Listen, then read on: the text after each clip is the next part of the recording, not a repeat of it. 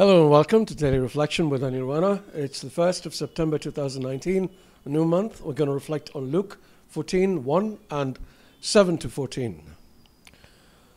On one occasion, when Jesus was going to the house of a leader of the Pharisees to eat a meal on the Sabbath, they were watching him closely. When he noticed how the guests chose the place of honor, he told them a parable.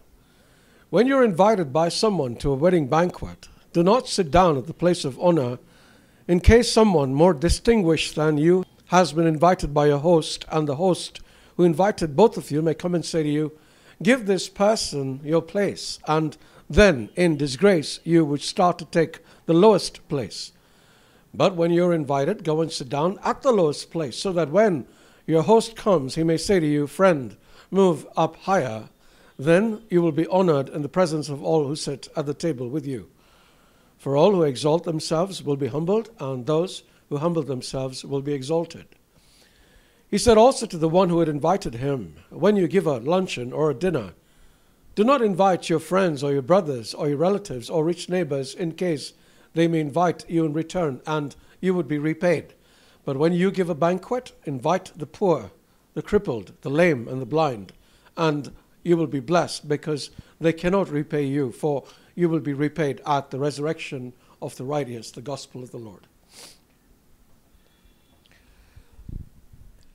If I give some serious reflection to today's gospel reading, I will definitely recognize if there is a tendency in me to dominate conversations, or to tell all the world of my successes, or to flaunt my possessions for the admiration of the people around me.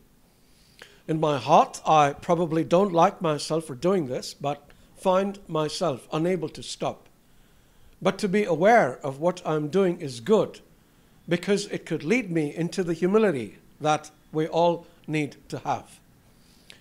We need to understand that this humility doesn't imply that I'm not worthy of attention, or that what I do is of little value.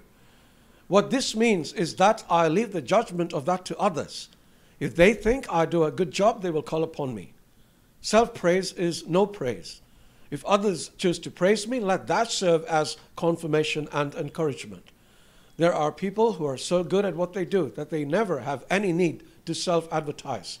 They let their work speak for itself. This also frees us to do what we want to do and enjoy ourselves while doing it. Let me explain through a personal example.